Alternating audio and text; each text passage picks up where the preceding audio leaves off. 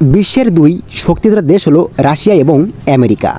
আর এই আমেরিকার কিন্তু সবথেকে বড় মাথা ব্যথার কারণ ইরানের পারমাণবিক অস্ত্র।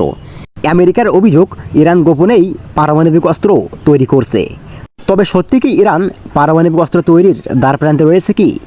এ নিয়ে কিন্তু আমেরিকা অনেকবার ইরানের উপর অস্ত্র তৈরির নিষেধাজ্ঞা বা অর্থনৈতিক নিষেধাজ্ঞা দিয়েছে। তবে তেহরান এই বিষয়টি বারবার অস্বীকার করে আসছে। এখন পর্যন্ত বিশ্বের মোট 8টি দেশের কাছে পারমাণবিক অস্ত্র রয়েছে, যার সংখ্যা 12,512টি। এর প্রথম স্থানে রয়েছে পরাশক্তি রাশিয়া, যাদের অস্ত্রের সংখ্যা 5,889টি। 2 নম্বর স্থানে আছে আমেরিকা, যাদের অস্ত্রের সংখ্যা 5,244টি। 3 নম্বর স্থানে আছে ন্যাটোর দেশভুক্ত ফ্রান্স, যাদের অস্ত্রের সংখ্যা 410টি। চতুর্থ স্থানে আছে যুক্তরাজ্য, যাদের পারমাণবিক অস্ত্রের সংখ্যা 290টি। 5 নম্বরে আছে প্রথম মুসলিম দেশ পাকিস্তান, যাদের পারমাণবিক অস্ত্রের সংখ্যা 170টি। 6 নম্বর স্থানে আছে পাকিস্তানের চিরশত্রু ভারত, যার অস্ত্রের সংখ্যা 160টি।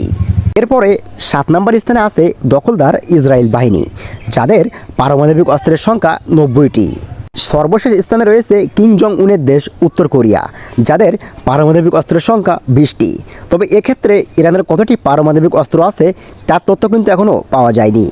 পরমাণু অস্ত্র তৈরি করতে হলে ইউরেনিয়ামের প্রয়োজন। মাত্র 99% ইউরেনিয়াম হলে কিন্তু ইরান পারমাণবিক অস্ত্র তৈরি করতে পারবে। তবে এই পর্যায়ে ইরানের কাছে 72 কিলোগ্রাম ইউরেনিয়াম রয়েছে, যা 60%। ধীরে ধীরে ইউরেনিয়ামের পরিমাণ বৃদ্ধি করছে ইরান।